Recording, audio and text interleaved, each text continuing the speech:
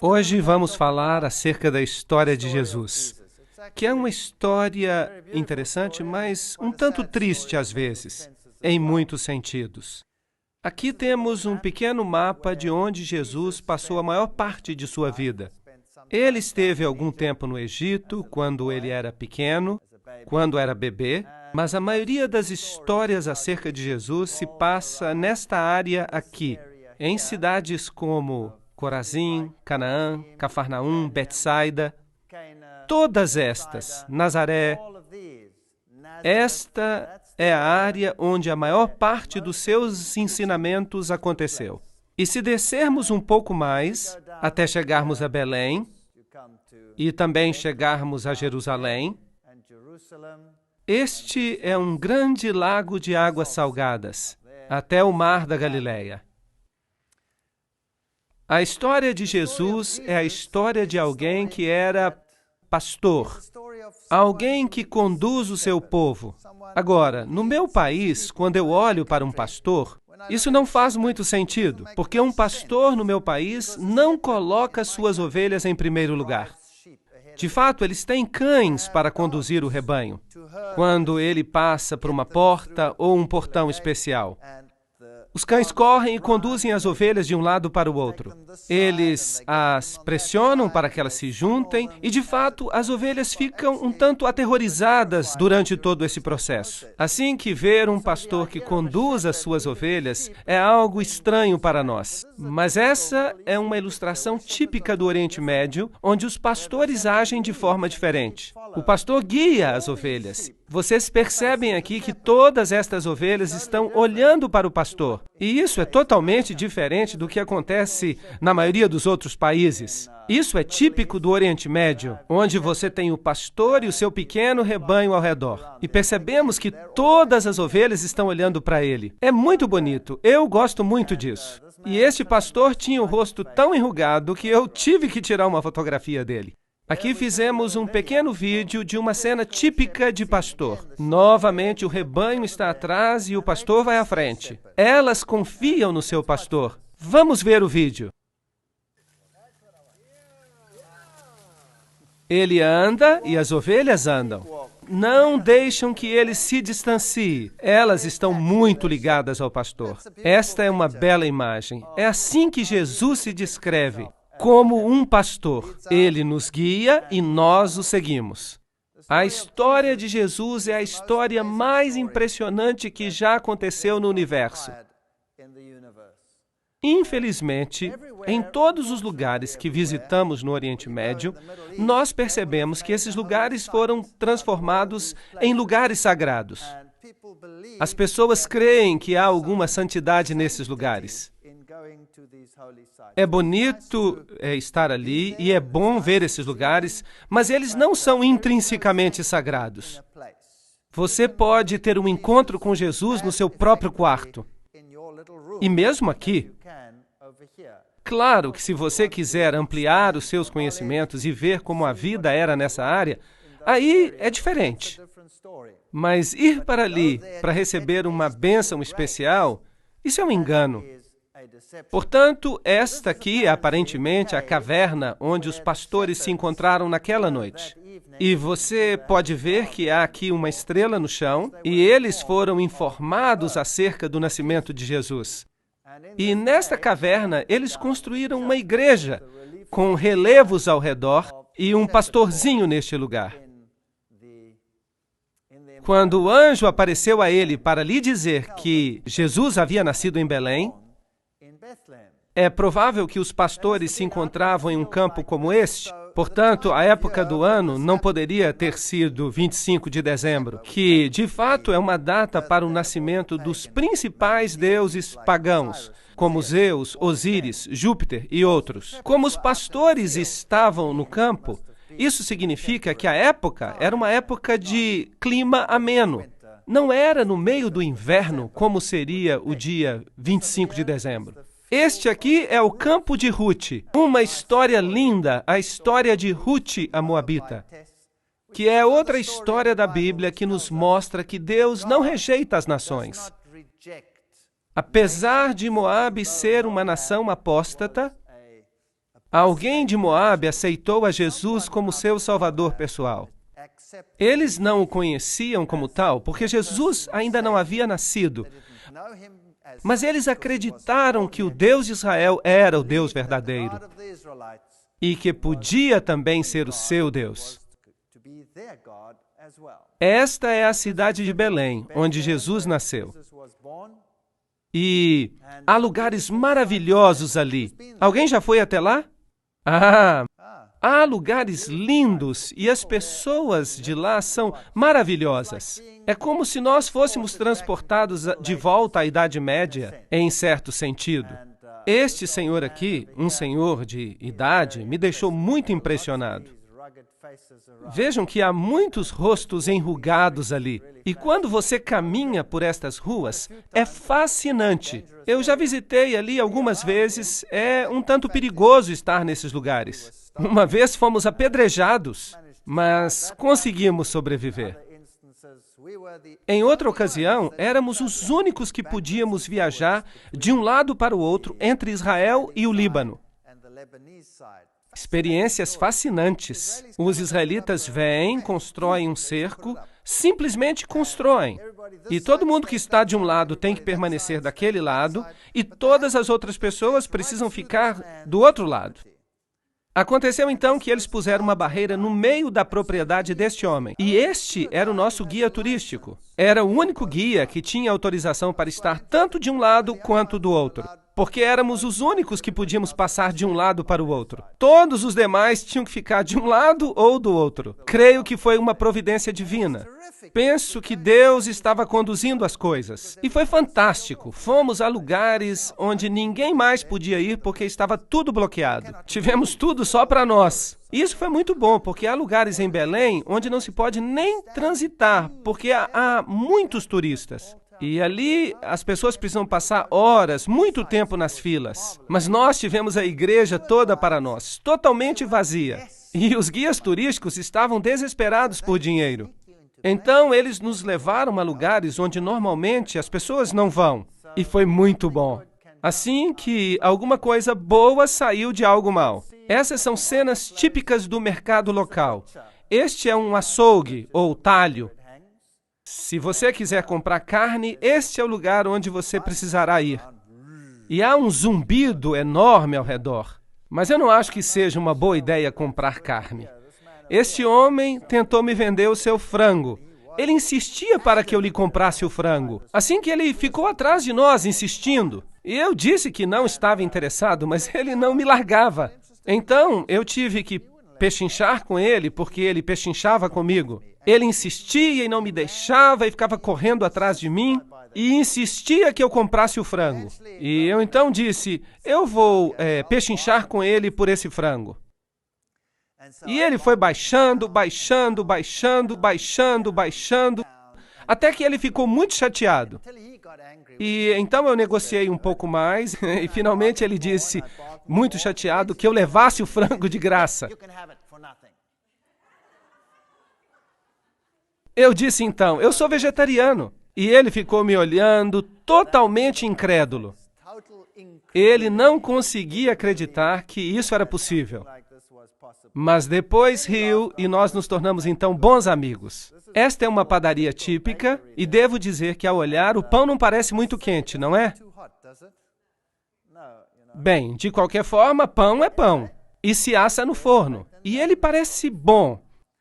Mas as mulheres não podem entrar aqui, porque eles não permitem que as mulheres frequentem um ambiente inadequado, onde se assa pão. Experimente dizer isso, Bazanca, lá atrás. Eu não creio que ela estaria muito de acordo. E, no entanto, esta é a famosa Igreja da Natividade, onde, segundo eles, Jesus nasceu. Nós nunca poderemos ter certeza que foram mesmo esses lugares. Alguns talvez estejam corretos. E talvez este seja mesmo o lugar onde Jesus nasceu. Pois, é claro, estes lugares foram escolhidos muito cedo na história, e este, em particular, pela mãe de Constantino. E foi ela que descobriu que este lugar é o lugar. E por isso eles construíram aqui esta igreja, que era naturalmente uma igreja bizantina, o que significa que era ortodoxa, e por isso há uma tremenda desavença neste lugar, porque tanto os ortodoxos quanto os católicos reclamam este lugar para si. Essa desavença não foi resolvida até que surgiu o movimento ecumênico. E agora esta igreja é partilhada por ortodoxos e católicos romanos. Eles partilham até as suas missas. Agora, você pode chegar até este lugar, mas para entrar, você tem que passar por esta porta, que é bem baixa. Então você precisa se abaixar para mostrar um sinal de respeito e humildade. Por isso, você tem quase que rastejar através dela. E você pode perceber que a igreja está quase totalmente vazia. Quando eu estive ali, mas antes ela estava cheíssima. E o piso é, na verdade, um piso falso. O piso original está por baixo. E ele tem um mosaico original da época de Constantino. Esta é uma igreja muito antiga. E, com certeza, como local sagrado, ela está cheia de mitologias e histórias que provavelmente nunca aconteceram. Mas para mim era interessante, porque os raios do sol que entravam nesta igreja lhe davam um aspecto muito interessante. E ali por cima, deste lado, existem ali alguns buracos. Vocês podem ver. Que buracos seriam estes? Há uma lenda que diz que Maria apareceu na igreja um dia e que ela fez o sinal da cruz com seus dedos e foi até a pilastra e fez estes buracos. E aqui estão o que dizem ser os dedos de Maria quando ela fez esses buracos, os furos. E as pessoas dizem que se você colocar os seus dedos nesses buracos, você vai receber uma bênção especial. E quando eu olhei para esses buracos, eu percebi que as arestas estavam bastante gastas. Eu acho que fizeram um péssimo trabalho ali. Se realmente fossem sinais divinos, ali as marcas seriam muito nítidas. Esse é o tipo de histórias que atrai as pessoas, e as pessoas ficam assombradas, e vocês também ficariam surpresos, porque as pessoas formam filas só para colocar os dedos ali. E as pessoas realmente creem que receberão uma bênção especial de Maria se colocarem os dedos ali. Agora, com certeza, a igreja anteriormente havia sido mais baixa. Eu lhes falei a respeito do piso inferior, que estava coberto por tábuas e que era consideravelmente mais baixo do que o piso atual. Dessa forma, se você quer ir até o local original onde dizem que Jesus nasceu, você tem que descer esses degraus e chegar até o sepulcro. E foi aparentemente neste ponto em que ele esteve, ali, neste mesmo lugar. Portanto, ainda nos dias de hoje, se você colocar a mão ali, você pode receber uma absolvição da Igreja Católica Romana. Isso significa que todos os seus pecados serão perdoados. E, de fato, você pode ter os seus pecados perdoados com 90 dias de antecedência. Então, se você está planejando fazer uma grande festa, é bom então ir ali e colocar a mão, sabendo que agora, por 3 meses, você pode fazer o que quiser. Muita farra. Isso é interessante. E por isso, nenhuma pergunta lhe será feita e você não vai receber nenhum castigo do céu. Agora, nós estivemos ali numa ocasião em que não havia ninguém, o que era surpreendente. Portanto, quando nós chegamos ali, na verdade, ninguém deveria estar ali. E essas pessoas ficaram muito surpresas, porque elas estavam ocupadas com seus rituais normais, e parece que interrompemos este ritual. E eles não ficaram nada felizes. Mas eu estava com uma máquina fotográfica e tirei uma foto. E vocês deveriam ter visto as fisionomias dessas pessoas. Eu vou mostrar uma foto que tiramos agora mesmo. E esta é uma missa ortodoxa na parte mais baixa, na parte subterrânea desta igreja, onde normalmente nós não deveríamos estar. Aqui estavam, e estavam vestidos com capuz negro. Até parecem membros da Ku Klux Klan, como monges. Os monges são monges ortodoxos, fazendo a sua missa particular. E aqui vemos o que aconteceu, algo que os deixou bastante irritados.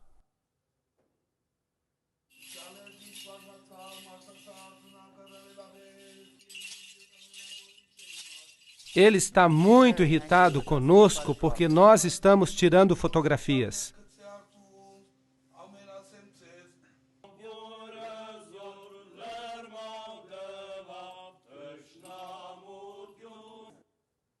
Agora, este outro homem ali, se ele nos pudesse matar com o olhar, nós já estaríamos mortos. Ele não parece nada amistoso. Bem, esse é o tipo de ritual que acontece. Eu não sei que tipo de missa, mas é interessante. Depois, quando os ortodoxos saem, entram os católicos romanos e fazem a sua cerimônia. Aqui está um grupo de peregrinos, já num contexto católico romano.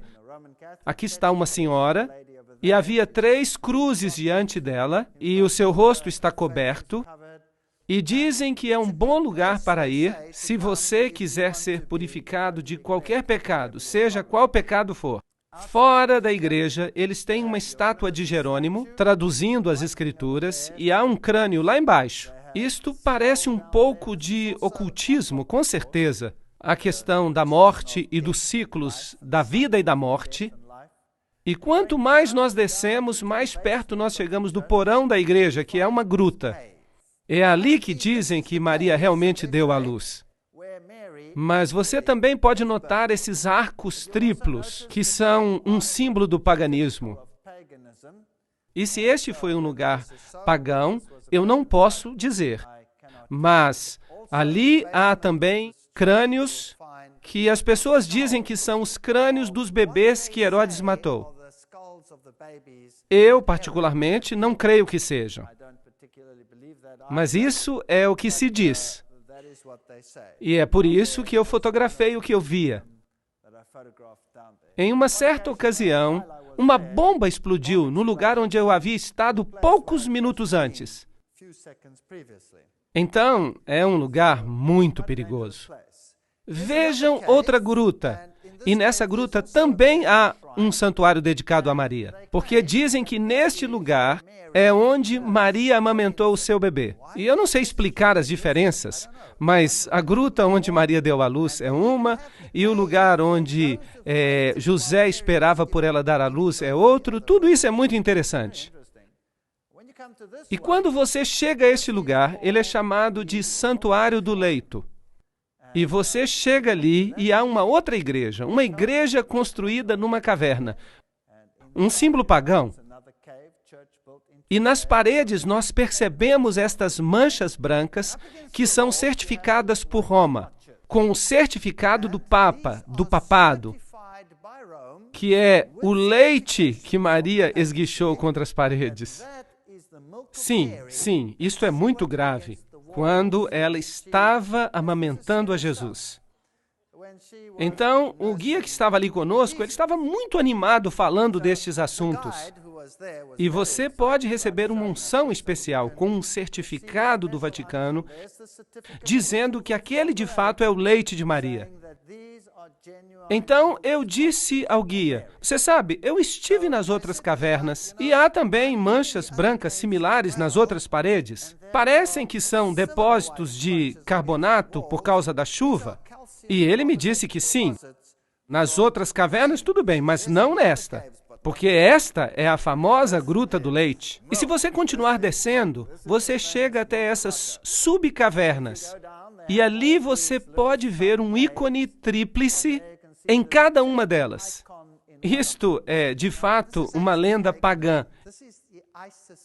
E quando Maria chega, ela toma o lugar de Ísis. Ísis era considerada a rainha da fertilidade. Afinal de contas, ela conseguiu dar à luz Horus, mesmo depois que seu marido morreu. Ela o reconstruiu. E aqui, se as pessoas tivessem problemas de fertilidade, elas podiam orar a Ísis, e isso resolveria os seus problemas de fertilidade. Se tivessem problemas para amamentar, então elas deveriam orar a Ísis, e logo depois o leite fluía. Isso é uma espécie de paganismo antigo, ressuscitado no cristianismo moderno nestes lugares. Jesus, é claro, sobreviveu ao massacre de Herodes. E a família desceu para o Egito. Portanto, a Bíblia nos diz que eles passaram algum tempo no Egito, tempo suficiente para o rapaz amadurecer, segundo o costume de Israel. Ele retornou do Egito e viveu em Nazaré. Isto é o que a Bíblia nos diz. Agora, se você for ao Egito, este é o lugar para o qual as pessoas pensam que a família santa veio.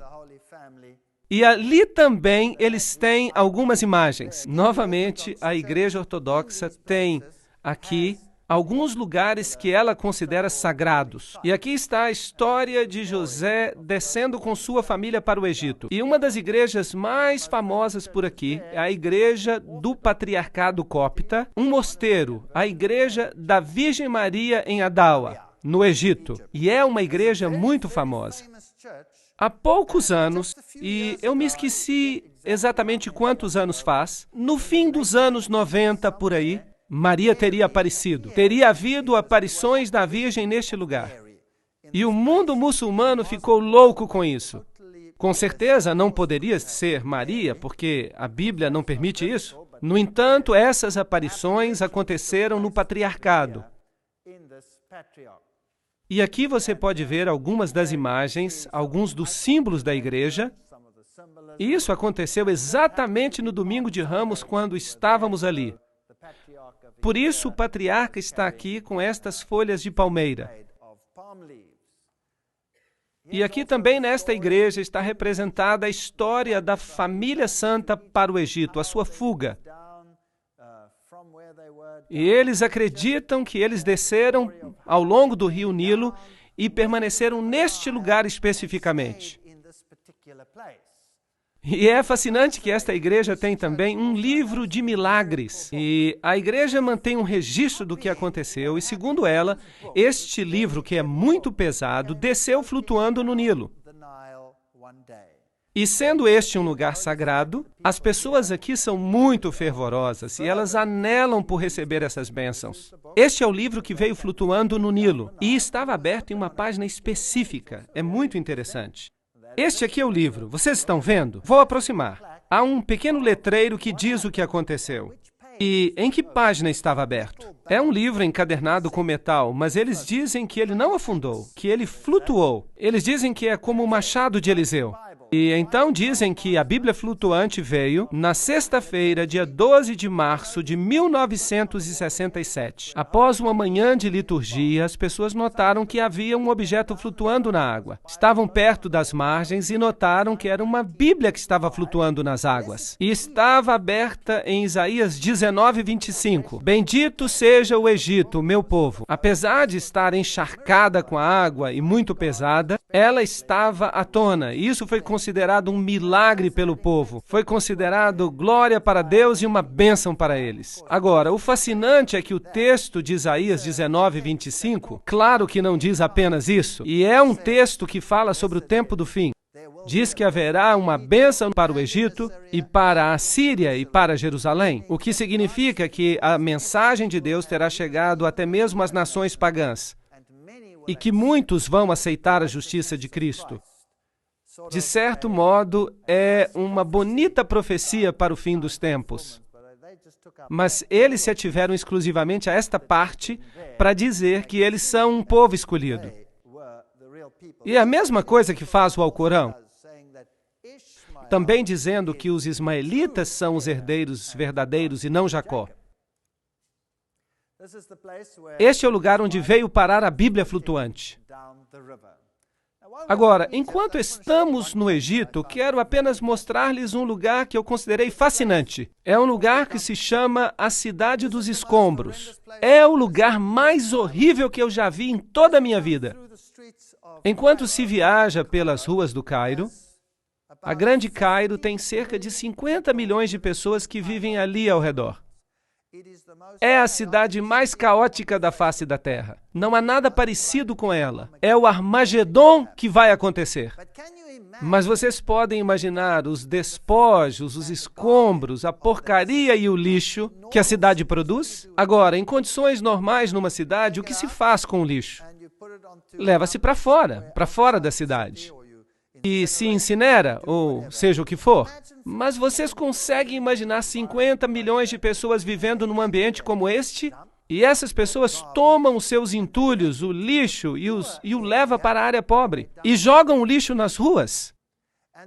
E há pessoas pobres que buscam no lixo o seu sustento. vivem no meio do lixo dentro da cidade. Há, de fato, uma cidade de lixo dentro da cidade. E se você tira fotografias, eles ficam muito aborrecidos. Por isso que as minhas fotos aqui não ficaram boas.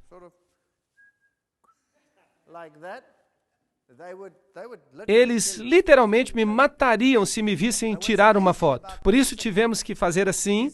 E é surpreendente que toda esta cidade, quando se cruza a cidade dos escombros, há um portal, e quando se passa este portal, de repente estamos num lugar completamente diferente. É espantoso. Esta aqui é quando se entra na cidade dos escombros, e esta é a forma como as pessoas vivem ali. Não dá nem para imaginar. O meu coração realmente ficou condoído. Que estão lugares cheios de lixo. Eles vivem aí. Este é o seu lar. E eles vivem no meio do lixo, sua casa é de lixo. Aqui dá para ver os caminhões de lixo entrando, há centenas. Há um engarrafamento inacreditável. É tudo lixo e o cheiro é insuportável. Nós atravessamos toda a cidade, mas eu não toquei em nada. E ainda assim, eu tive uma inflamação na gengiva. E todo o resto da nossa equipe teve diarreia. Só de passar por este lugar, que é um lugar incrível. Os germes que existem ali são assassinos. As pessoas precisam ter um sistema imunológico de primeira qualidade. Aqui dá para ver os engarrafamentos, bem como o lixo e a porcaria por toda parte. As imagens não são muito boas. Estão um pouco tremidas porque eu tinha que tirá-las de forma discreta. Aqui está um burro levando uma carga de lixo para despejar na cidade. E aqui há alguém tomando chá no meio do lixo, como se pode ver. E aqui está um lixo que foi selecionado. Provavelmente ele vale alguma coisa. As crianças caminham no meio do lixo. Vocês podem acreditar, é algo horrível.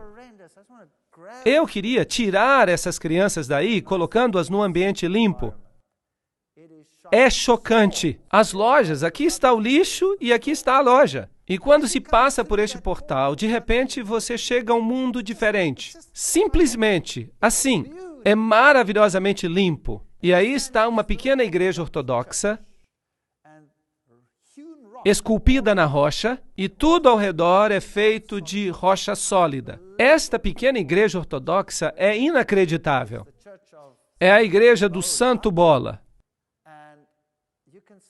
Você percebe que é um lugar absolutamente espantoso. Aqui há um anfiteatro e um jovem ortodoxo, polaco ou polonês. Ele passou a vida toda aqui esculpindo este anfiteatro. Um jovem veio e esculpiu toda esta pequena cidade.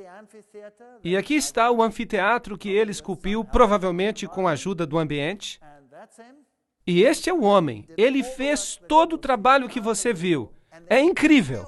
Todas as paredes desta cidade foram esculpidas com a história de Jesus. No meio do mundo muçulmano, você passa por uma cidade de escombros e lixo e, de repente, você chega a este lugar limpo e bonito, com esta pequena capela. E a história de Jesus está escrita nas paredes. Jesus e os pastores por aqui. O momento do seu nascimento é retratado ali. A história do nascimento toda esculpida em rocha sólida. Eu sou o bom pastor escrito em rocha sólida. As histórias da Bíblia, a caminhada sobre as águas, a mulher do poço, por exemplo.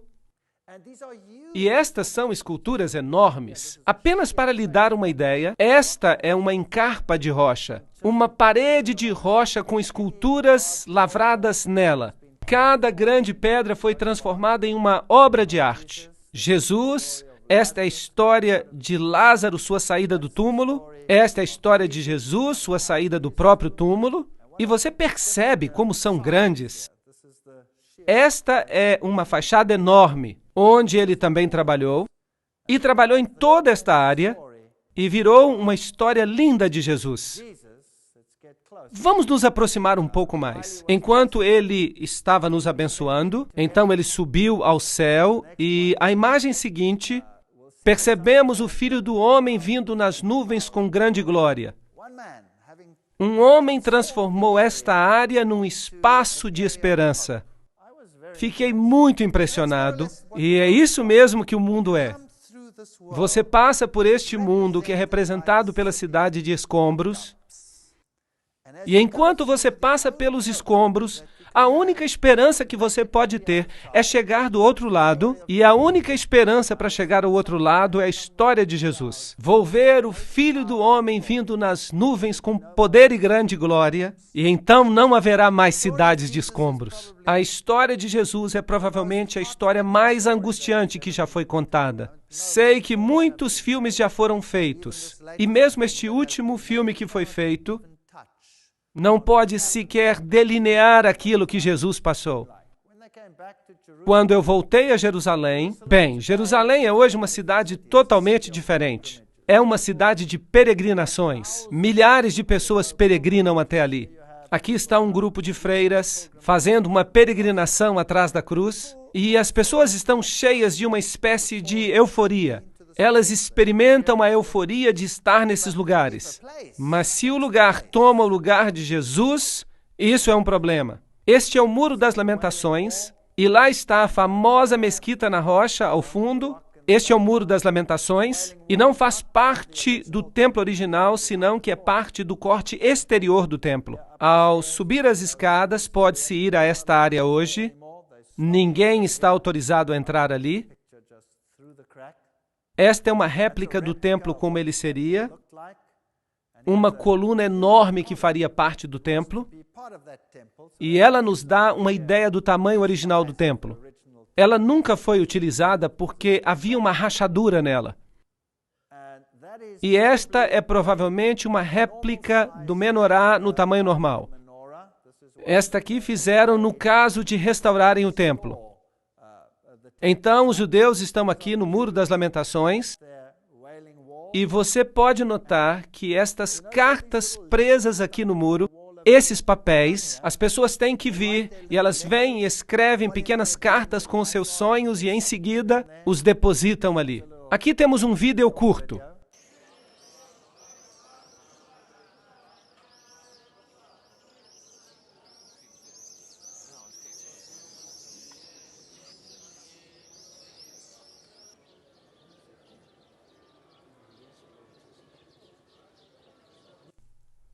Sabem, quando eu olhei para todas estas coisas, para estes judeus sinceros, em pé, na frente do Muro das Lamentações, mostrando reverência para com o muro, eu me perguntei a mim mesmo, se eles apenas conhecem a rocha, sem compreender a rocha da salvação, se eles simplesmente pudessem compreender que não há salvação em tijolos e que a única salvação está no que esta parede representa. As pessoas têm a tendência de fazer com que lugares comuns sejam considerados santos. Isso é muito triste. E, no entanto, passam por alto a pessoa que esses lugares representam.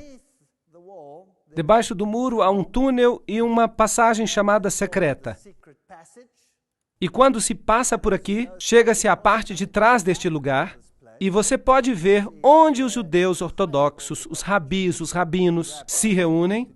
No passado, as pessoas simplesmente os ignorariam, mas os tempos mudaram. Fiquei surpreso. No passado, se você viesse aqui como pagão, eles o detestariam e fariam cara feia. O que faz uma pessoa tão impura num lugar tão santo? Mas eu fiquei surpreso quando estive aqui neste momento, faz 4 meses. A maioria destes rabis ou rabinos veio e me pediu dinheiro, algo que nunca teriam feito há uns 2 ou 3 anos. A situação está ficando ruim neste lado, para que eles façam uma coisa dessa. Mas este é o lugar mais santo, onde se encontram restos do muro antigo. Aqui está um rabi ou rabino ortodoxo fazendo o seu ritual. Repare que ele tem os 10 mandamentos em sua testa. A lei, a Torá, e ele tem também nas suas mãos. Porque a Bíblia diz que você deve atá-los na sua testa e nas suas mãos. Vocês acham que Deus realmente tinha isto em mente? Que você fizesse uma réplica e colocasse na testa e nas mãos? Ou você acha que Deus tinha em mente que nós deveríamos pensar e agir conforme suas leis? Isso faz sentido? Penso que faz mais sentido. Aqui está uma pedra típica do lugar antigo do templo. Esta é uma pedra do templo de Herodes, e esta pedra tem esses orifícios, e eles indicam que ela é uma pedra do templo original. Quando eles voltaram a utilizar as pedras do templo, eles as utilizaram e todos os tipos de estrutura foram construídas com elas. Este é o sepulcro de Davi. E da mesma forma como nos lugares católicos, só que aqui quem visita mais são os judeus. Este é o lugar onde Jesus foi batizado, e é aqui, na verdade, que a história começa. A história diz que quando Jesus foi batizado, a voz de Deus foi ouvida, dizendo: "Este é o Filho amado em quem me comprazo." E a partir daí, a Bíblia nos diz que Jesus foi levado ao deserto para ser tentado. E Mateus capítulo 4, versículo 2 diz: "E tendo jejuado 40 dias e 40 noites, teve fome. Se tu és o Filho de Deus, manda que estas pedras se transformem em pães", disse Satanás. É uma declaração interessante. Se tu és o Filho de Deus, primeiramente há uma pergunta com dúvida sobre a autenticidade de Deus, e da palavra de Deus, e do Filho de Deus e sua veracidade. E então ele o desafia a ordenar que as pedras se transformem em pães. Mas Jesus respondeu: "Está escrito, nem só de pão viverá o homem, mas de toda palavra que sai da boca de Deus." Claro que é necessário uma boa versão, uma versão fiel como a King James em inglês para ler, senão não vai ser a mesma coisa. Mas isso é outra história. Nem só de pão viverá o homem, mas de toda palavra que sai da boca de Deus. Agora, pensemos nas tentações e pensemos que não foram tentações tão grandes assim. Mas de fato foram, porque nessas tentações Jesus foi tentado em todas as condições peculiares ao ser humano. A primeira coisa que Adão e Eva fizeram foi comer da árvore do bem e do mal. Em outras palavras, o apetite. Era bom comer, mas foi um de seus problemas. E nele Jesus triunfou depois de jejuar 40 dias e 40 noites, onde Adão e Eva falharam, apesar de todo o esplendor e luxo que tinham, conquistando o apetite e conquistando a dúvida. Se tu és o Filho de Deus, Deus realmente disse isto. Portanto, aqui Jesus vence o pecado da dúvida, e ele venceu o pecado do apetite humano, e também a paixão. Tudo de uma vez só. E a tentação deve ter sido muito pior do que a tentação de Adão e Eva. Este é o lugar mais alto do muro antigo. Não temos, de fato, o templo que deveria estar mais ou menos aqui. Portanto, originalmente, o diabo deve tê-lo trazido a algum lugar por aqui, onde está o muro, e ele o convidou para que ele se jogasse daqui abaixo. Vamos a este lugar aqui para termos uma noção da altura. E a segunda tentação é: se tu és o Filho de Deus, novamente a mesma declaração, pergunta duvidosa, lança-te daqui abaixo, porque está escrito que aos seus anjos dará ordens a teu respeito, e estenderei a minha mão para que não tropeces em pedra alguma. Respondeu-lhe Jesus: também está escrito, não tentarás o Senhor teu Deus. Esta é a segunda grande tentação do homem. E é uma realidade triste. Se escutamos as conferências anteriores, vamos compreender que este é o pecado que a maior parte da humanidade está cometendo. O pecado da presunção. Imaginem duas pessoas que estão tentando resolver uma crise que acontece do outro lado da estrada. E uma dessas pessoas atravessa e diz: eu sou filho de Deus e Deus vai me proteger. Atravessa para o outro lado da estrada. Mas outro vem e diz: Deus existe e há uma crise do outro lado. Ajuda-me a cruzar esta estrada. E ele corre para o outro lado da estrada. Os dois, pelos padrões externos, são absolutamente idênticos. Mas a diferença é que um age com presunção e o outro age com fé. Percebem como as duas coisas estão de fato muito próximas? Na cristandade moderna, no cristianismo moderno, A maioria das religiões está praticando a religião da presunção, a religião baseada na força, mas a fé é algo diferente. E Jesus poderia ter se atirado dali abaixo, porque isso é o que diz a Bíblia, mas está escrito: não se deve ser atrevido ou presunçoso. Na terceira tentação, o diabo transportou até um monte muito alto e lhe mostrou os reinos do mundo e a glória deles e disse: tudo isso te darei se prostrado me adorares. Agora, as pessoas dizem que certamente Jesus sabia que ele era Deus e queria ganhar essas coisas. Então, como é que Jesus poderia fazer isso? Mas isso não foi apenas uma pergunta simples que estamos vendo aqui, mas Satanás tinha Jesus completamente só e disse: vou te dar tudo, sem você ter que morrer, se pura e simplesmente você se ajoelhar. É claro que o pecado que tinha que ser vencido aqui é o pecado do amor ao mundo. Creio que a maioria das pessoas vai se perder por causa desta tentação em particular. Vai-te, Satanás, porque está escrito: só ao teu Deus adorarás e a ele servirás. O amor ao mundo não vai nos levar a lugar algum. Portanto, nessas três tentações, Jesus basicamente vence, por parte do homem, a maior parte das tentações que nós temos que encarar, de uma forma ou de outra. E em seguida, evidentemente, ele segue para o Mar da Galileia. E no caminho ali existe esta vila pitoresca e ela é chamada Mahalula. E esta é a única vila que se encontra no mundo inteiro onde se fala a língua aramaica.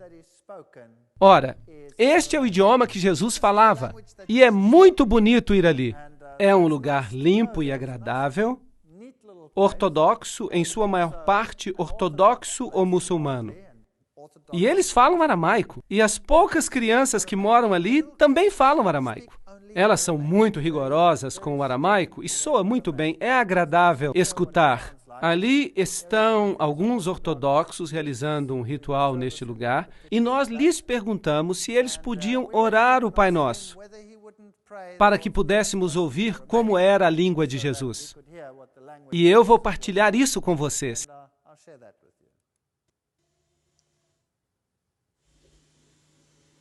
أبوناحتي بشمو يجكاتاش يشماخ يثالي والكاخ جثك الإيروتشاخ يخ بشمو تشيب على رعا أبيح لحماح أخو اليوماح وفر ليحتي يوثاح يخ من غفر للتمخت عن ميناح ولو فاشتخل الناح تشاري بيوثا بيس حصل الناح مشيدا.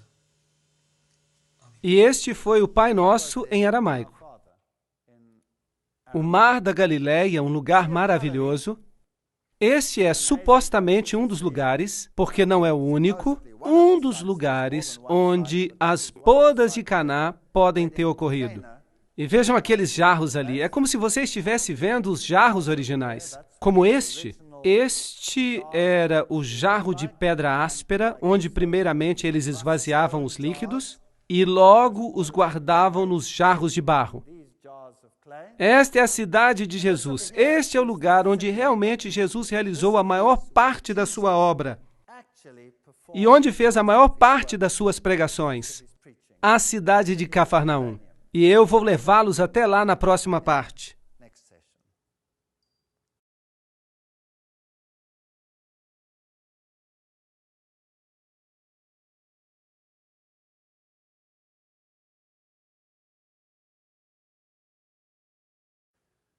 Vamos até a cidade de Cafarnaum, que é conhecida como a cidade de Jesus. Este aqui é um lugar muito famoso. Quando você olha, não parece nada especial, mas em cima disto há um edifício construído. Você pode ver as pilastras de concreto ao cimento e o piso. Esta era a casa de Pedro. Pedro viveu aqui. Era a sua casa. E Jesus deve ter se hospedado muitas vezes nesta casa. Se é realmente a casa de Pedro ou não, não podemos ter certeza. Mas a Igreja Católica afirma que esta era a casa de Pedro. E se você quer ver o que foi construído em cima, aqui está uma estrutura enorme de concreto ou cimento que permanece sobre as pilastras da casa de Pedro. E diz ali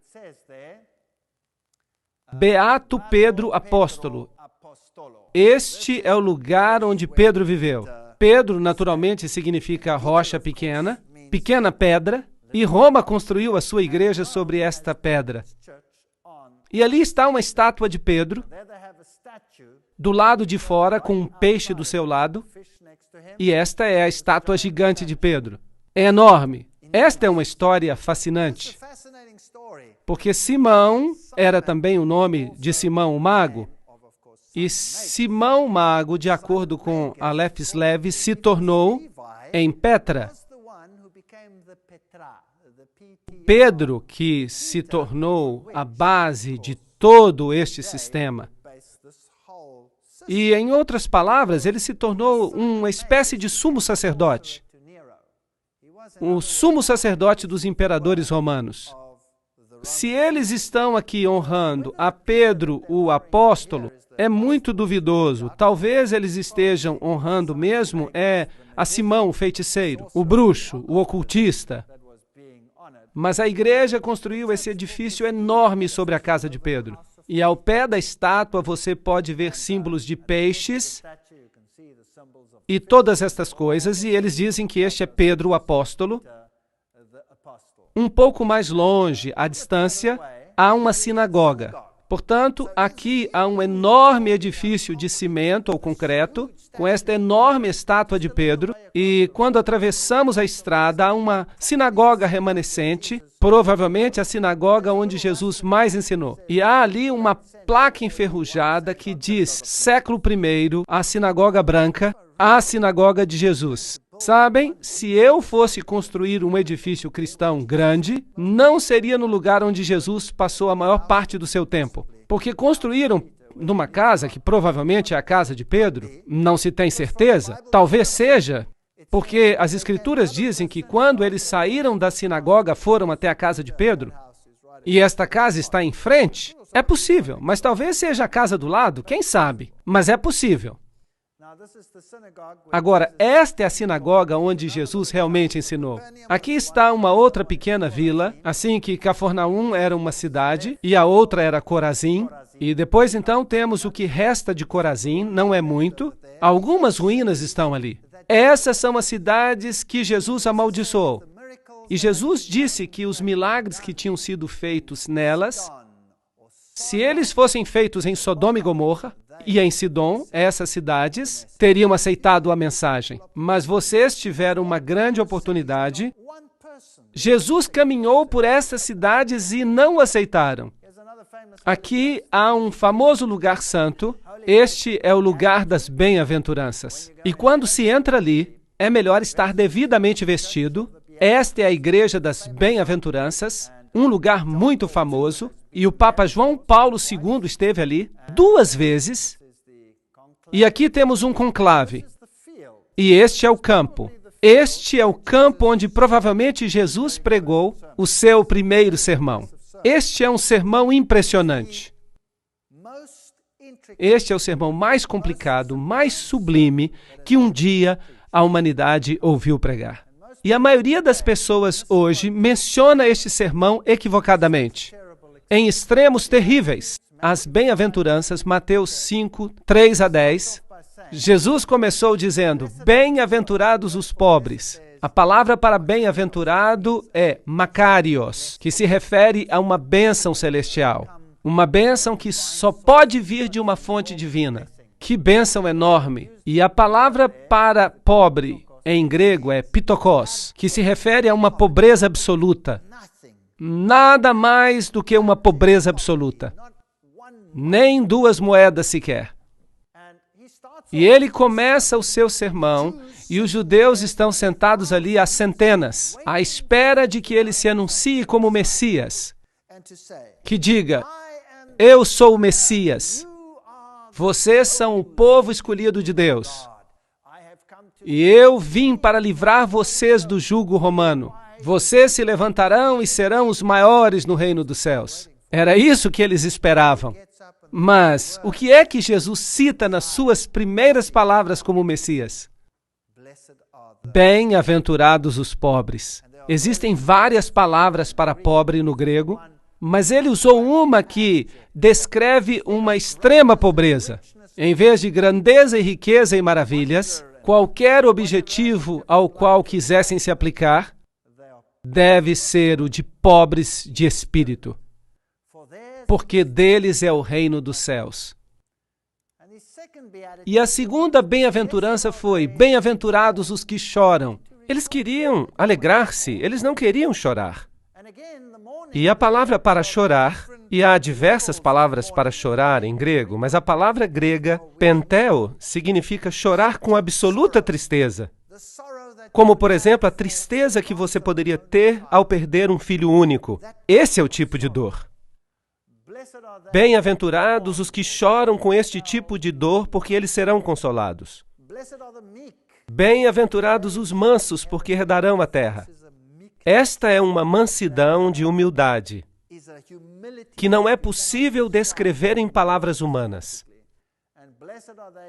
E bem-aventurados os que têm fome e sede de justiça, porque eles serão fartos. E, novamente, a palavra fome é o tipo de fome que alguém sente depois de vaguear no deserto por dias e dias sem comida ou água. Este é o tipo de fome e o tipo de sede. O que Jesus está fazendo aqui? Ele estava tentando chocar o seu público. Estava tentando dizer algo diferente do que eles esperavam. O que ele estava querendo fazer aqui era lhes mostrar o caminho cristão. E é isso que ele está explicando. Ele está dizendo: bem-aventurados são os pobres de espírito, porque deles é o reino dos céus. Em outras palavras, aqueles que percebem a sua fraqueza, aqueles que percebem que não têm nada a oferecer, venham a Jesus sem nada para oferecer. Eu não posso dizer: Senhor, eu tenho aqui um dinheirinho, eu posso comprar o meu caminho para o céu. Eu não tenho nada. Estou em pobreza absoluta. Não tenho nada a oferecer. Só uma vida manchada pelo pecado. Isso é tudo que eu tenho. Assim, eu preciso chegar ao ponto em que eu perceba a consciência de que sou pobre e não tenho nada a oferecer. Então, o próximo passo é abençoar os que choram, porque eles serão consolados. Não tenho apenas que perceber que não há nada que eu possa fazer como um indivíduo contaminado pelo pecado, mas devo experimentar a tristeza. Por quê? Pelo pecado. Devo experimentar uma tristeza pelo pecado e eu preciso olhar para o Filho de Deus, devo sentir a tristeza, devo sentir o arrependimento e devo dizer: Senhor, perdoa-me. Lamento pelo que fiz. Um arrependimento genuíno é o passo seguinte na caminhada cristã. Bem-aventurados os mansos. Depois que você percebe a sua fraqueza, uma vez que você percebe que você é o responsável pela morte do Filho de Deus, uma vez que você tem experimentado uma tristeza verdadeira, não há mais tempo para você ficar em um alto pedestal pensando que é melhor do que os outros. É hora de descer e experimentar a humildade.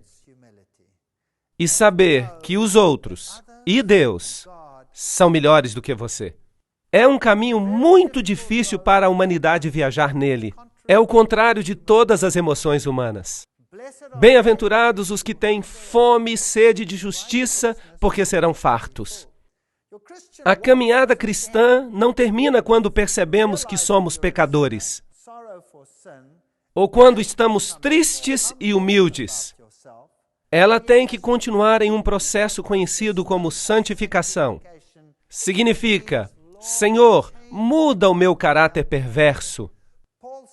E Paulo diz: eu preciso crucificar o velho homem cada dia e devo pedir a Deus para me transformar. E eu tenho um modelo perfeito que é Jesus Cristo. Por isso devo dizer: Senhor, transforma-me à tua imagem, que eu possa realmente refletir a ti. Desejo ser como tu és e menos como eu. Porque realmente eu me encontro numa situação bastante lamentável. Esta é a caminhada cristã. Mas qual é o passo seguinte? Depois de fazer isso, então você poderá ser misericordioso, porque está escrito: alcançarão a misericórdia.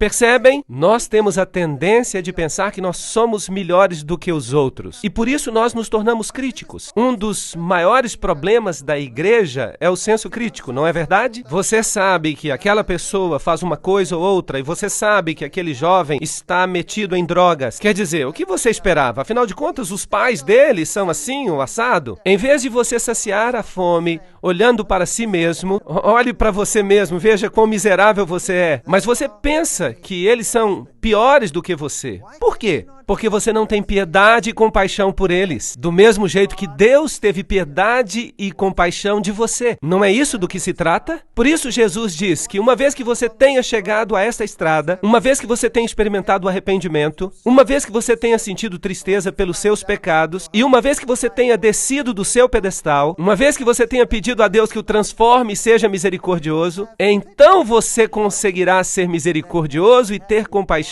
daqueles que não tiveram a mesma oportunidade de compreender o que você compreendeu. Bem-aventurados os misericordiosos. E em seguida, bem-aventurados os puros de coração, porque eles verão a Deus. Lembro-me quando vim para esta igreja, eu vim do mundo. Eu era muito mundano, usava palavras ásperas. A universidade é muito dura e você tem que lutar para chegar ao topo. E a minha mente estava cheia de lixo.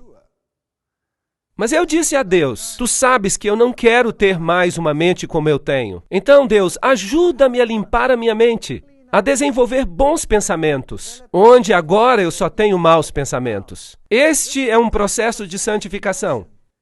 O cristianismo não é apenas conhecer Jesus. Não é bom só conhecer Jesus. Você não será salvo apenas por conhecer a Jesus. Por acaso o diabo não conhece a Jesus? Será que o diabo vai ser salvo só porque ele conhece a Jesus? Não. Temos que permitir que Deus nos mude, que limpe o nosso coração, as nossas atitudes. Bem-aventurados os pacificadores, porque eles serão chamados filhos de Deus. Conseguem ver? Só depois de passarmos por toda uma série de crescimento, é possível tornar-se um pacificador. Agora, o que é um pacificador? O pacificador é alguém que tem a paz de Deus no seu coração. Muita paz têm os que amam a sua lei, diz o Salmo 119 e 105. Trata-se de uma peça que é um pedaço do céu. Todas as vezes que eu olho para isso, eu me maravilho. Às vezes os políticos tomam esta frase e a aplicam a si mesmos. Eles se dão grandes prêmios sem terem passado por qualquer uma dessas etapas da vida cristã.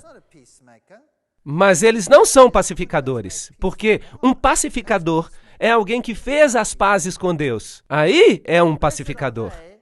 Bem-aventurados os que sofrem perseguição. Não é incrível? Por causa da minha justiça, porque deles é o reino dos céus. Qual é a última coisa que o Senhor menciona aqui? Qual é a última bem-aventurança? Benditos os que são perseguidos. Em outras palavras, se você passar por este processo, se você sentir tristeza pelo pecado, se você pedir perdão, se você permitir que o Senhor lhe mude a vida e o coração, se você estiver disposto a descer do seu pedestal e se quiser a paz de Deus no seu coração, isso será uma irritação para o mundo. Então vão perseguir você. Isso é uma garantia. E este é o processo de caminhada cristã, totalmente oposto ao que o homem apresenta no mundo hoje em dia. As lições que Jesus ensinou perto do Mar da Galileia são as mais fundamentais que o ser humano precisa aprender. Temos que pegar a nossa Bíblia e estar alerta. Se você tem uma dessas Bíblias onde as palavras de Jesus estão em vermelho, é preciso estar atento. Vamos lê-las apenas como história? Não, vamos lê-las cuidadosamente, porque é Deus que está falando diretamente conosco. Cada palavra é um dom de Deus. Cada palavra, mesmo os mas e os pois, estão em seu lugar por razões específicas. Por isso é preciso prestar atenção àquilo que Jesus ensinou. Aqui está um barco típico do Mar da Galileia. Há pequenos povoados ao redor, não mudou muito. Aqui está um barco que foi encontrado depois de uma grande seca e aparentemente é um barco da época de Jesus. Por isso, este é o tipo de barco no qual Jesus esteve com Pedro e seus discípulos quando ensinou. Grandes lições. Peguem suas Bíblias novamente e leiam as palavras de Jesus. E diga a você mesmo, Aqui está Deus me falando. Há poder nestas palavras. Este aqui é o túmulo de Lázaro, é o lugar onde Lázaro esteve. É um túmulo escuro, obviamente, e hoje em dia é considerado santo. Mas imagine que neste lugar Jesus chamou um homem morto em faixas para fora do seu túmulo e provou que a ressurreição e a vida está nele. E ele fez isto um pouco antes de ir a Jerusalém. O último ato da obra de sua vida. E enquanto ele se aproximava de Jerusalém, você pode imaginar o que se passava pela sua mente? Esta é a cidade de Jerusalém. E várias portas da cidade antiga ainda estão lá. Quando você desce esta colina, percebe aqui construída a Capela das Lágrimas. Foi construída com uma gota de lágrimas. E quando você entra na Capela das Lágrimas, ela tem esta pequena luz no topo. E há a figura de uma galinha, com a representação de uma mãe galinha que reúne os seus pintinhos. Porque Jesus disse, Jerusalém, Jerusalém, quantas vezes eu quis ajuntar os teus filhos, como a galinha ajunta os seus pintos debaixo das asas. Mas tu não quiseste. São palavras famosas de Jesus. Jerusalém, Jerusalém, que matas os profetas e apedrejam os que lhes são enviados. Quantas vezes eu quis te ajuntar como a galinha ajunta os seus pintos debaixo das asas, mas tu não quiseste. Nada mudou, o mundo continua a ser exatamente o mesmo. Este é o lugar onde ficava o templo antigamente, mas hoje há aqui a Mesquita da Rocha. Há um interessante detalhe arquitetônico aqui. Este é o portão de Damasco. E os arqueólogos querem nos fazer crer que a parede não está mais no mesmo lugar onde ela estava nos tempos antigos. Mas isto é muito significativo, porque os católicos romanos, eles têm no interior das muralhas o Gólgota. Mas a Bíblia diz que Jesus foi crucificado onde? Do lado de fora das muralhas. Agora, isto é muito significativo. Onde Jesus foi crucificado? No Gólgota católico ou fora da cidade? Agora, aqui há uma porta no topo e o que aconteceu aqui foi que um tubo se arrebentou e os judeus tiveram que escavar para escoar a água. E à medida que eles escavavam, eles foram descobrindo esta porta, que é a porta de Damasco. E você pode perceber que ela está justamente abaixo, em frente da nova porta. Portanto, é óbvio que o muro deve ter sido feito no mesmo lugar, certo? Portanto, isto é muito interessante. O muro está no mesmo lugar. E quando você entra neste lugar, esta é a porta de Damasco. E estas devem ser as pedras por onde Jesus andou e também onde Paulo caminhou. Portanto, se você caminha aqui, você está caminhando exatamente no lugar onde Jesus caminhou. E esta é a porta de Uda. São portas fascinantes. Portas do Sul, conhecidas como Portas de Uda, que praticamente não existiam até recentemente. Foram construídas no período do Segundo Templo. Ou seja, no primeiro século. Eu não gosto muito de usar AEC antes da Era Comum. Até o primeiro século CE, ou seja, Era Comum. Em português dizemos antes de Cristo e depois de Cristo. Depois de Cristo, essas portas forneciam acesso ao interior do templo. E as portas de Uda foram usadas muitas vezes por Jesus. Elas ainda estão fechadas hoje, elas fazem parte do novo muro e da nova construção, de modo que Jesus não deve ter caminhado por estas escadas. Aqui está um homem muito interessante, uma ilustração bonita. Ele estava com o seu burro e eu pensei que seria uma boa imagem, então tirei uma foto. Foi um grande erro que eu cometi. Este homenzinho pulou nas minhas costas e me sacudiu como se eu fosse um pano velho, na esperança de que alguma coisa caísse dos meus bolsos. E eu acabei recompensando-o pelos seus esforços. E então veio o meu amigo e pensou que isso daria uma boa foto. E eu fiquei do lado rindo enquanto ele tirava a foto e o homem fez exatamente a mesma coisa. E começou a lhe dar golpes nas costas. E ele o sacudia como se fosse um pano velho. E o meu amigo então me perguntou, por que você não me disse isso? E eu disse, é que eu estava querendo ver o show e por isso eu não pude avisar. Isso aqui é o que se vende nas ruas de Jerusalém. Este é um vendedor de alfarrobas. Ele tem uma grande jarra nas costas com o suco de alfarrobas. E quando você se aproxima, então você pode tomar um copo deste sumo ou suco. Este é um setor judeu muito diferente. Aqui está um moinho velho, com crianças pequenas, judias. Há muitos conflitos neste país. Esta é a velha cidade de Davi, que foi o lugar onde eles cerraram Isaías em 2. Será que você consegue imaginar isso? Alguém sendo cerrado vivo? Que povo cruel! E esta é a igreja ou construção que fizeram em cima do grande cenáculo, onde houve a última ceia, como se diz. E este aqui é o Getsemane. Agora, se você quiser ir ao Getsemane, você tem que escolher qual deles, porque há dois. Este aqui é o Getsemane ortodoxo, e está construída esta enorme igreja ortodoxa nele, e ao lado, um pouco mais afastado, está o Getsemane católico. E do lado de fora há estas enormes oliveiras, e se diz aqui que estas oliveiras são descendentes daquelas onde Jesus foi orar. Lembram-se que Jesus disse ali, a minha alma está cheia de tristeza até a morte, ficai aqui e velai comigo. Mateus 26, 38. Pai, se queres, passe de mim este cálice, mas que se faça a tua vontade, não a minha.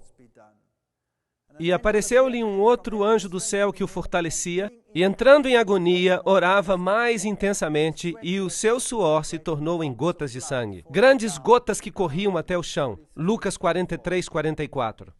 Há muitas críticas hoje ao filme A Paixão de Cristo. O título do filme não é muito agradável para mim, mas, no entanto, retrata o sofrimento de Jesus, sem ser bíblico. De fato, não conseguiram representar devidamente o sofrimento de Jesus. Eu não vi o filme, mas eu mesmo tenho lido bastante sobre isso e eu posso lhes dizer que Jesus sofreu tremendamente. E a história bíblica é um tanto dispersa. Precisamos juntar as peças para compor a história e realmente entender o que aconteceu com ele. O que se passou com Jesus no jardim foi que ele tinha tanta ansiedade que os vasos sanguíneos da sua pele se romperam. Esta é uma condição médica que ocorre algumas vezes ainda hoje. E é muito raro que alguém sobreviva a esta condição. O estresse e o trauma são tão grandes quando os vasos sanguíneos se rompem por ansiedade que as pessoas normalmente morrem. Portanto, o que deve ter acontecido aqui é exatamente a mesma coisa. E Jesus podia ter morrido aqui, mas apareceu um anjo do céu e o fortaleceu, para prepará-lo para o que estava por acontecer. A Bíblia nos diz que nessa noite os discípulos o abandonaram e fugiram. Marcos 14, 15. Todos o abandonaram. Este é o Getsemane católico, apostólico romano. E aí está, mais uma vez, a famosa pedra onde se diz que ele orou e suou gotas de sangue. Agora, é preciso lembrar que o paganismo também é louco por pedras. O paganismo tem grutas famosas, pedras famosas, e as pedras formavam uma parte muito importante do paganismo. Mas também nas histórias da Bíblia, os patriarcas também fizeram altares de pedra. Mas eles não adoravam as pedras. Eles cultuavam a Deus, mas utilizavam as pedras como altares de sacrifício a Deus, que eram um tipo do sacrifício de Cristo. É uma história completamente diferente. De modo que aqui está aparentemente uma pedra santa onde prenderam a Jesus. E estes devem ser os degraus por onde o levaram, porque eles dão no templo de Caifás, se vocês quiserem chamá-lo assim. Porque não é bem um templo, é mais um palácio. E aqui está uma representação ao lado, como se Jesus tivesse sido conduzido por esses degraus, com cordas, mas a Bíblia não menciona isso. Hoje, esta igreja católica romana foi construída neste lugar. E provavelmente este é um lugar arqueologicamente correto. E aqui estava o assento do sumo sacerdote, que nesse ano era Caifás. Agora, aqui há uma confusão na Bíblia, porque quando trouxeram a Jesus, o levaram a Anás. Agora, Anás era o sogro de Caifás. E ele era o sumo sacerdote anterior. Portanto, como a fama de sumo sacerdote ficava na família, naturalmente, então, o sumo sacerdote do ano anterior, mais velho, era ainda honrado como sumo sacerdote, embora não fosse mais o sumo sacerdote. E por isso a Bíblia é frequentemente criticada pela sua descrição. Mas a sua descrição está correta. E alguns críticos dizem também que ninguém como Caifás de fato existiu. Bem, finalmente eles encontraram o seu sarcófago, com o nome de Caifás, sumo sacerdote, sobre ele. Portanto, isto é histórico também. Então, quando olhamos para o julgamento de Jesus, a Bíblia menciona 7 julgamentos de Jesus. O que é fascinante, porque o número 7 é o número de Deus. Mas não se percebe isso com a leitura casual dos evangelhos. Sobre estes 7 julgamentos, é preciso analisar os 4 evangelhos e associá-los cuidadosamente aos acontecimentos, porque nem todos os julgamentos estão em todos os evangelhos. Alguns se concentram em Pilatos, outros se concentram no julgamento de Herodes. Jesus foi primeiramente levado a Anás. Primeiro a Anás. E ali houve um julgamento perante Anás. E foi ali que o servo de Anás o atingiu no rosto. O feriu no rosto, porque Anás perguntou a ele o que estava fazendo, ou o interrogou acerca do que estava fazendo. E Jesus disse, não fiz nada em segredo. Que pergunta era essa? Porque Jesus sempre havia pregado na sinagoga. Então, o servo de Anás o feriu no rosto. Então, este foi o primeiro julgamento de Jesus. E logo ele foi levado com Anás ao sumo sacerdote daquele ano, que era Caifás. Portanto, Anás e Caifás devem ter feito um outro julgamento conjunto. Dali saíram para o julgamento da noite. Houve um julgamento à noite. E a Bíblia simplesmente diz que Jesus foi colocado numa cova, profeticamente no livro dos Salmos, e logo tiveram um julgamento pela manhã, porque de acordo com a sua lei era ilegal ter um julgamento à noite. Tinham que fazê-lo depois do nascimento do sol. Portanto, houve um julgamento com Anás, houve um julgamento com Caifás e Anás, houve um julgamento à noite por parte do Sinédrio, e depois reuniram mais uma vez todo o Sinédrio e fizeram outro julgamento pela manhã. E então acharam que Jesus era culpado e o levaram em seguida a Pilatos. Pilatos fez a sua análise, mas não quis tomar a decisão sozinho. E por isso o enviou a Herodes. E Herodes fez um julgamento, mas tampouco quis decidir sozinho. E o enviou de volta a Pilatos. E houve então um julgamento final, quando Jesus foi entregue aos judeus para a crucifixão. 7 julgamentos ao todo. Portanto, este é o primeiro lugar onde Jesus esteve. Hoje, com certeza, é um lugar famoso, onde Pedro é novamente honrado. E Maria, com a imagem de uma deusa. E a caminho para a capela da manjedoura, do Santíssimo Sacramento, o pátio, o calabouço. Este é o lugar onde os presos eram mantidos durante a noite para o julgamento. E esses são os buracos nas rochas. O que era normalmente feito era que seus braços eram colocados aqui, de modo que umas mãos passavam por aqui, outras passavam por ali, e em seguida eram amarrados e ficavam pendurados de frente.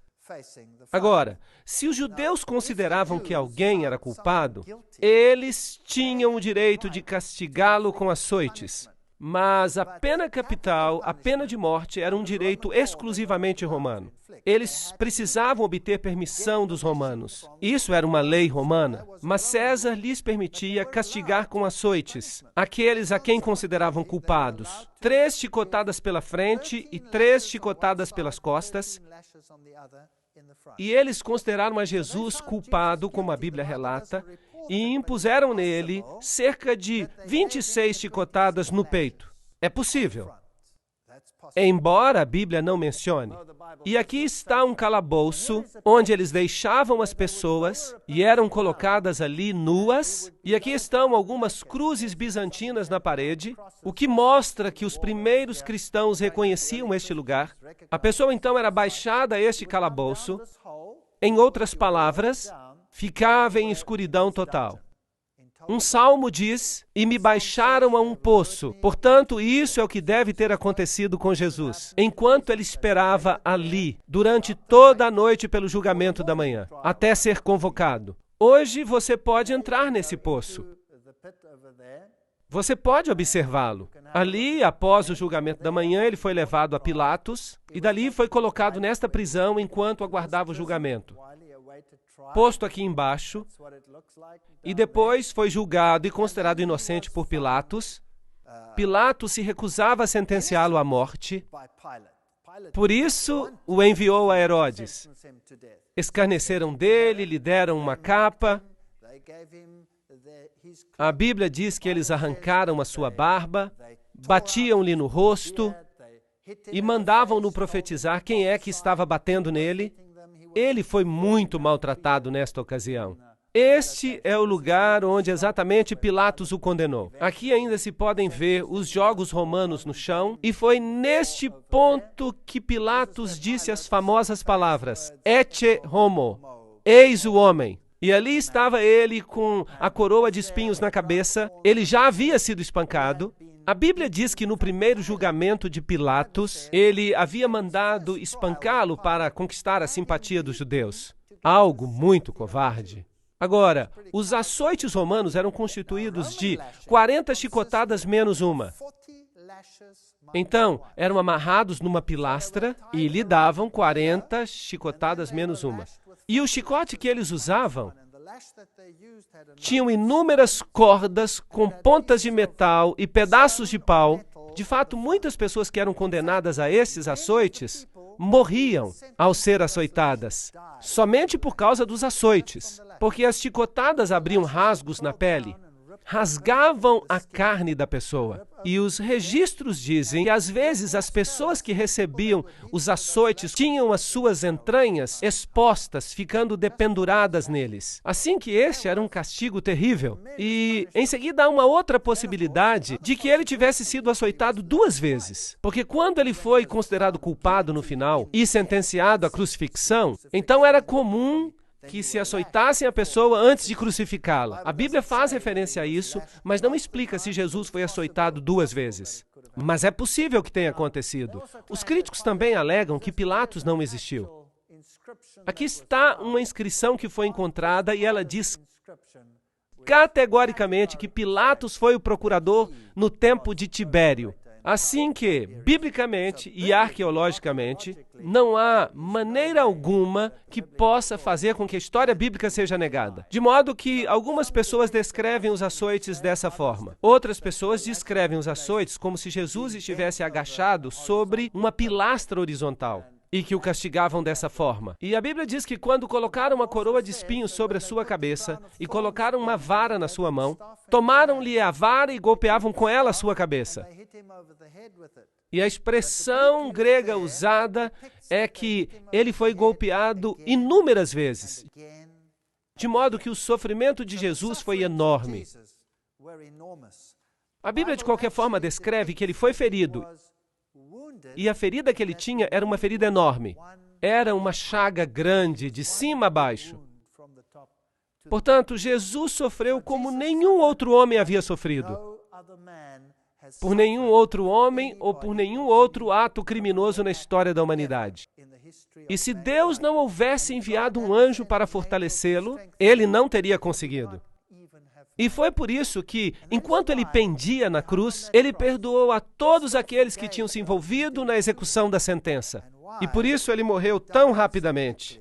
Enquanto outros ficaram ali mais tempo ainda vivos, e por isso tiveram as suas pernas quebradas, que era uma forma de garantir que eles continuariam na cruz e acabariam morrendo ali. Vejam, se eles continuassem dependurados no sábado, se não morressem na sexta-feira, então eles teriam que lhes quebrar as pernas, porque no sábado eles poderiam descer da cruz. E isso seria um desastre, porque eles podiam fugir e não haveria ninguém para capturá-los no sábado. E por isso eles lhes quebravam as pernas. A história é terrível naqueles tempos antigos. E a Bíblia também diz que eles o levaram ao Gólgota. Agora, esta é uma rua famosa, é a Via Dolorosa, onde ele deve ter caminhado e, de acordo com a Bíblia, sido levado para fora da cidade. Isso significa que ele deve ter descido por esta rua e saído por esta porta, que se chamava Porta das Ovelhas. E ele deve ter ido até ali, o que faz sentido, porque a Porta das Ovelhas era aquela através da qual os sacrifícios eram levados para serem queimados do lado de fora da cidade. Se você tem uma opinião católica, ele deve ter sido levado por essas escadas até o Gólgota. Mas eu vou lhes mostrar os 2 lugares. A Bíblia diz que ele carregava a sua cruz, mas ela caiu. Alguém então teve que ajudá-lo e tomar o seu lugar. Esta é a famosa Via Dolorosa. Ao subir, passamos por aqui, andamos por este túnel que é conhecido como Túnel de Ezequias, onde tivemos uma experiência horrível, porque fomos apedrejados. E aqui está o famoso sepulcro católico, a famosa igreja que reivindica ser o Gólgota.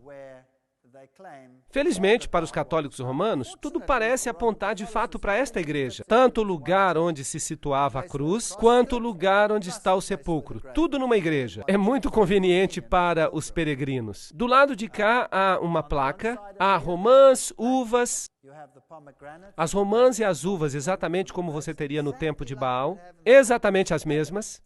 Muito interessante, pequenas anomalias pagãs neste lugar.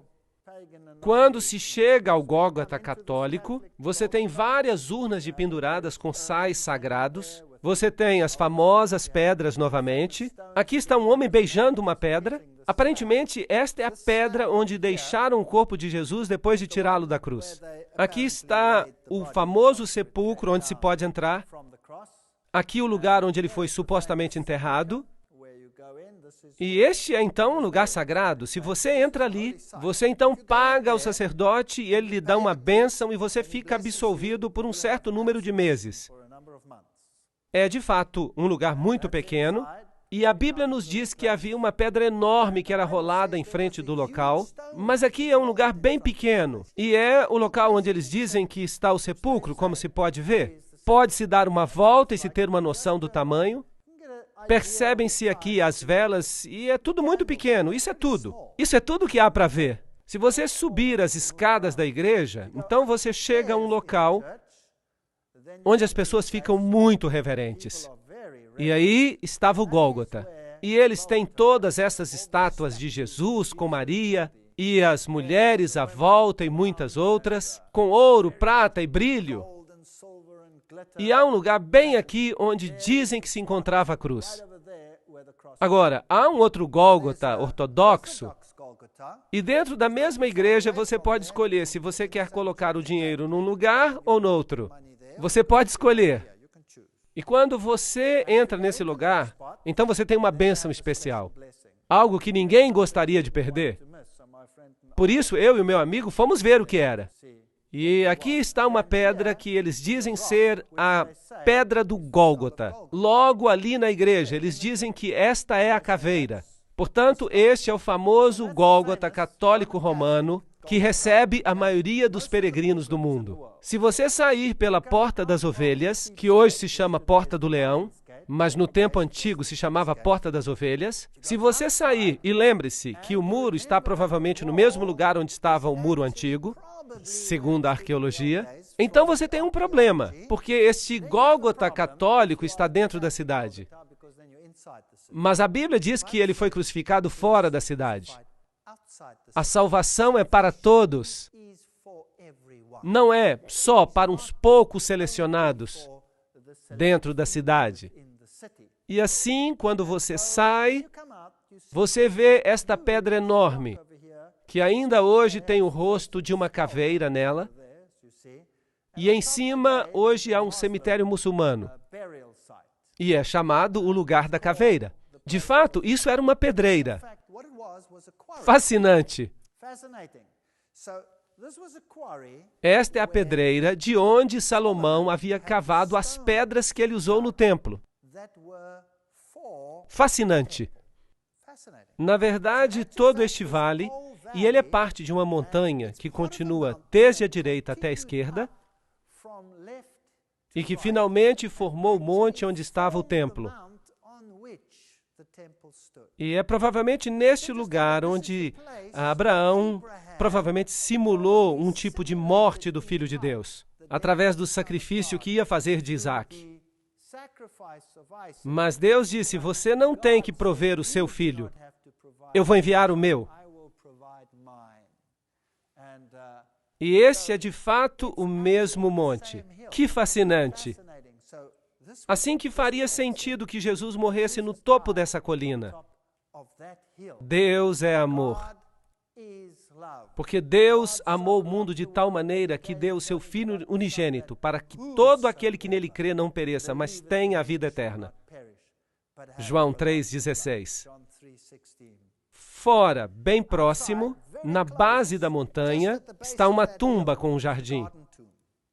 E em seguida tomaram o corpo de Jesus e o envolveram com linho e especiarias, da maneira como os judeus costumavam sepultar. E nas proximidades do lugar onde foi crucificado havia um jardim, e no jardim havia um sepulcro, que nunca havia sido utilizado para enterrar a ninguém. Isso é o que a Bíblia diz. Portanto, é totalmente diferente do local que está dentro da cidade. Portanto, há um jardim fora da cidade, e ainda hoje este belo jardim existe, mas a palavra jardim na Bíblia significa uma espécie de fazenda, um vinhedo, e aqui há um velho lagar para uvas, portanto faz sentido, e ainda hoje é um belo jardim.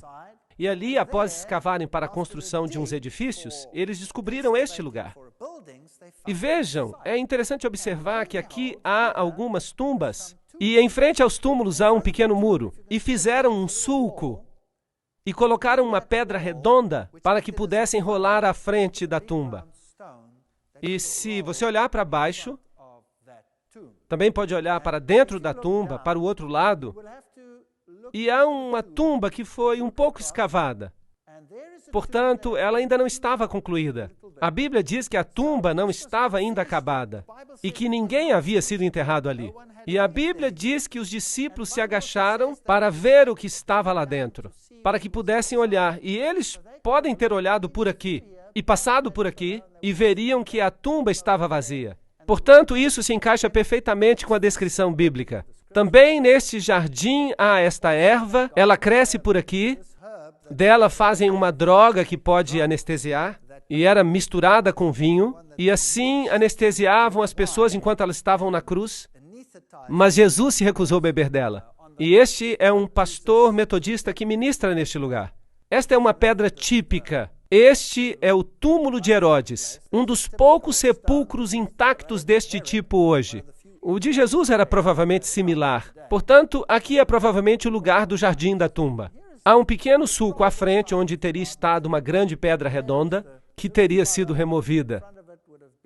Isso faz muito mais sentido para mim do que o outro Gólgota. E dentro se vê que as pessoas de fato acreditam que é um lugar santo. E por isso elas vêm aqui para orar e ser reverentes.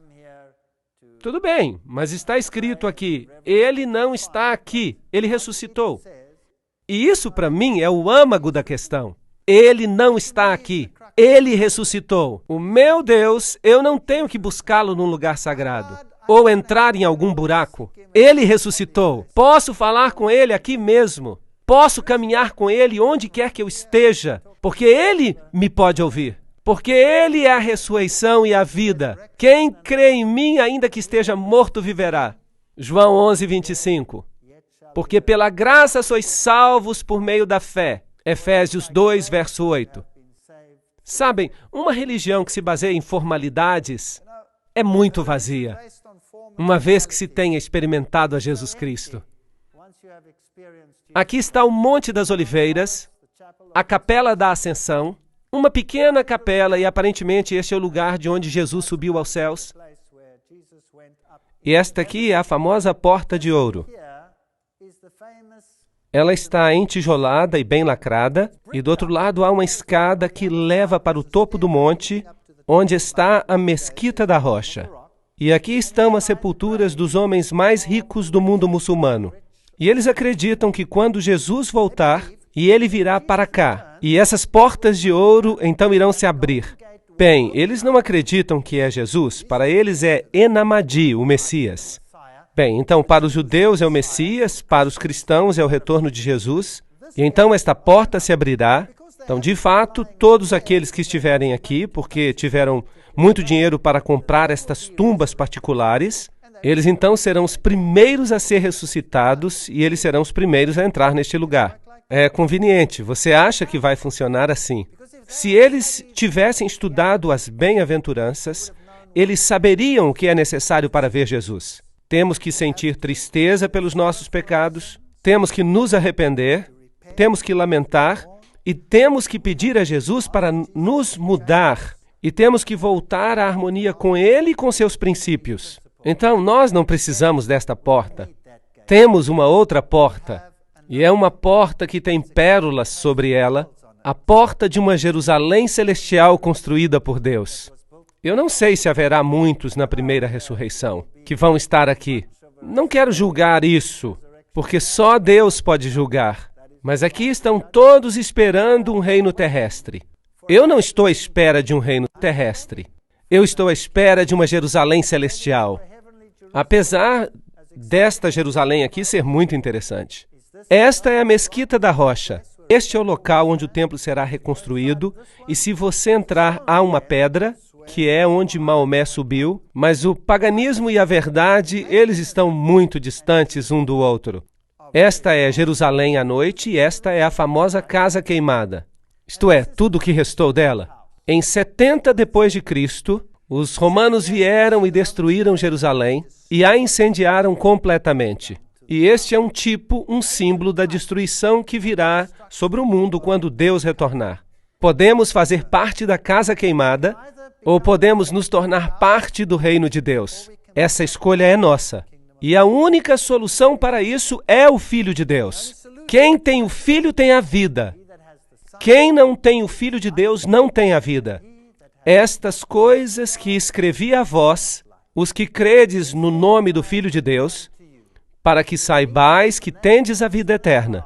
1 João 5, 12 e 13. Portanto, essa escolha é nossa hoje. Podemos ficar entretidos com todas as coisas deste mundo, podemos visitar esses lugares importantes e torná-los mais importantes do que Deus, ou podemos desenvolver um relacionamento. Mas o preço é o eu. Vamos ter que abrir mão dele e pedir a Deus que nos dê o seu caráter. Um caráter que possa compreender, conviver e amar o próximo como a si mesmo, fazendo de Deus o supremo na sua vida, pois sem ele nada podemos fazer. Amém.